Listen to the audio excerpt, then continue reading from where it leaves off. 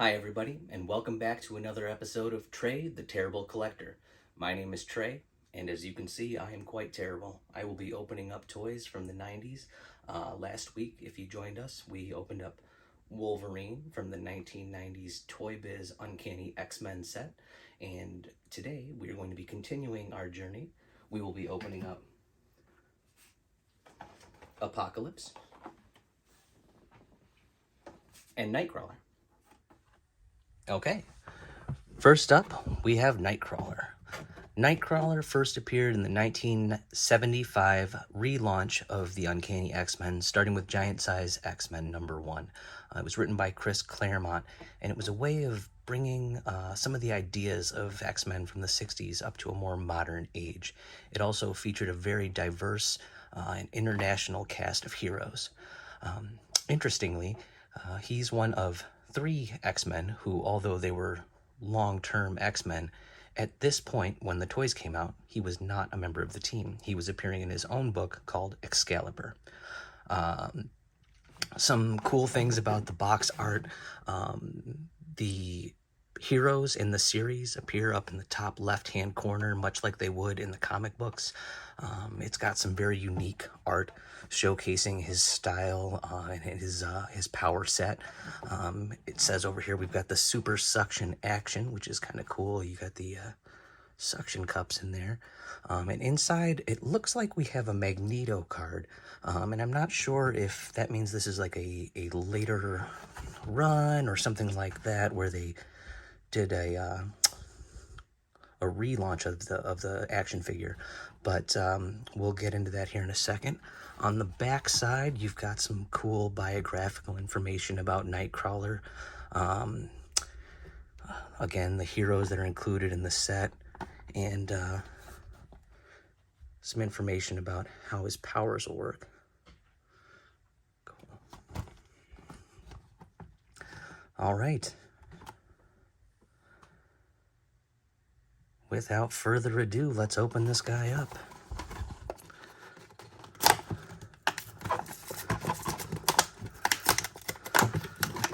Oh yeah, I want to try to keep it from pulling all the paper off the card, because I would like to keep that in pretty good shape. There we go.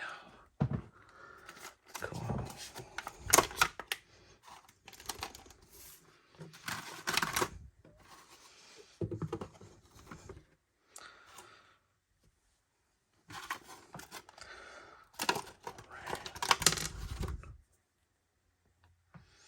There you have him, Nightcrawler.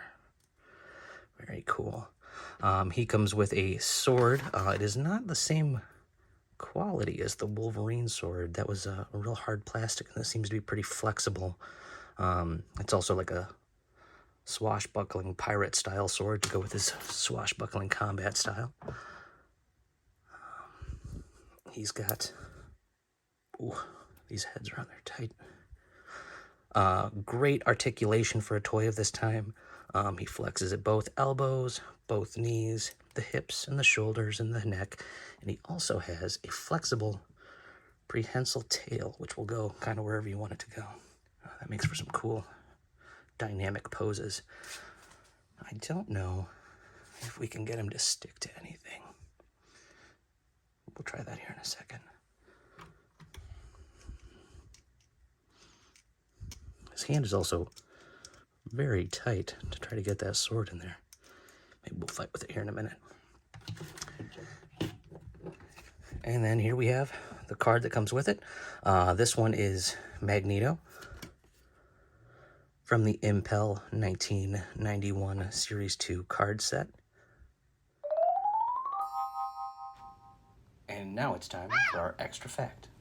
Did you know, at one point, the writers of Uncanny X-Men reverted Magneto to the age of an infant because it seemed very strange that an octogenarian was fighting teenagers? Right on. And next up we have Apocalypse. Apocalypse is part of the super villain chunk of the set. They were set apart by having like a purple background. Also features all 3 of the villains up on the top side. Some pretty cool artwork there. demonstrative of how he looked in his initial appearance in X Factor number 6, I do believe. At this point, X Factor was the original team of X-Men, Cyclops, Archangel, etc. And they had joined together and were fighting some new villains. He was created specifically for that series. I have never actually owned this toy and never seen it out of the box, so this is pretty exciting for me. This one's on there. This one's on there real tight. Be careful not to ruin this card. Here we go. Now he does come with his own card. Fantastic.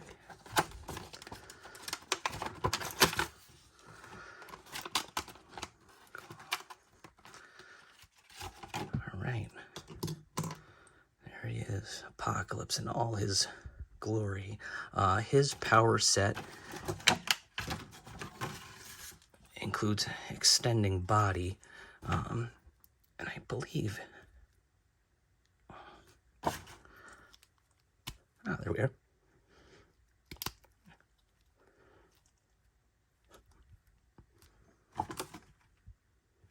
It's at the waist.